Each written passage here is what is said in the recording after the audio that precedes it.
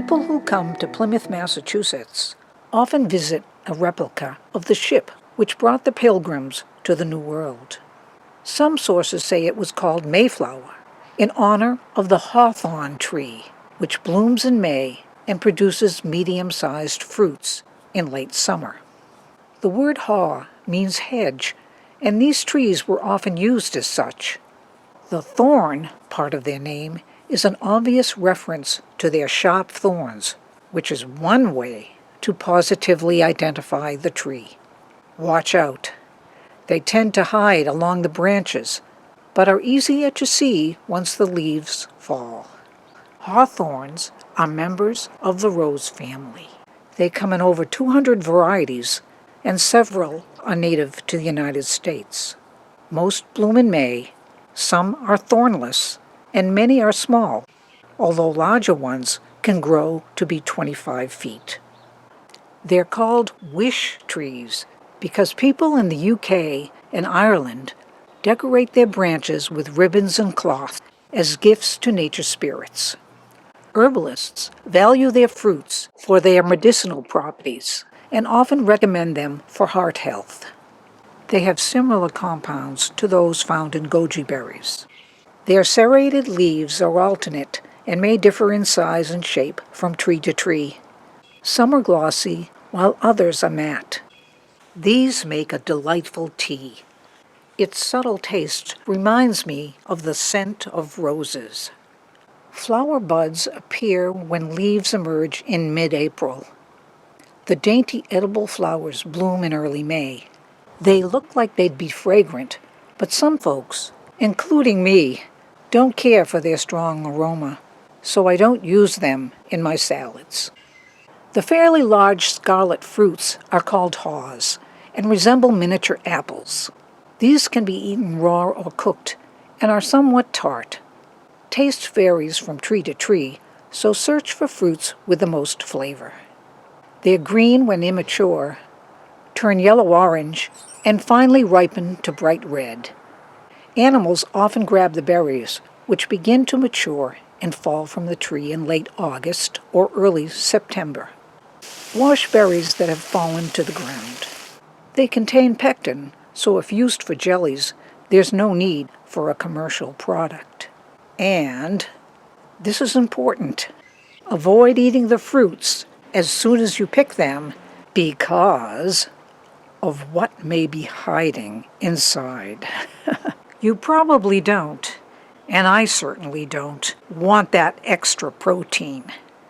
Since berry skins contain high amounts of antioxidants, vitamins, and fiber, I utilize them with some of their inside flesh in recipes.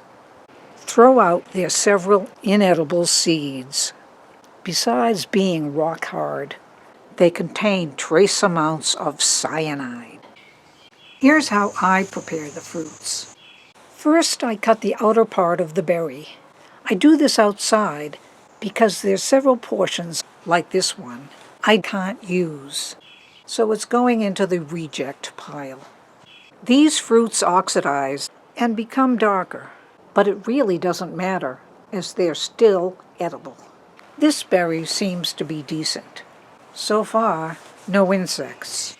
Many of the fruits have blemishes on their outsides, which may indicate infestation, but some parts can still be used.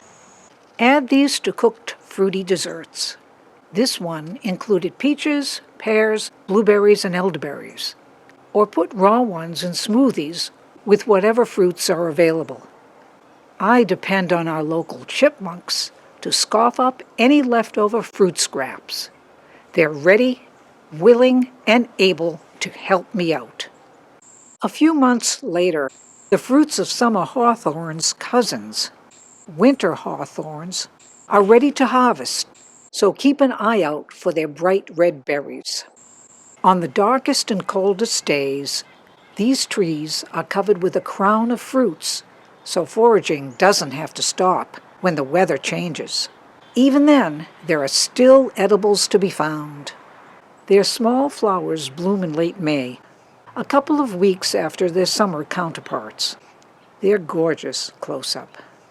They have the same prominent thorns, lovely blooms, and produce berries that remain on the trees throughout the winter.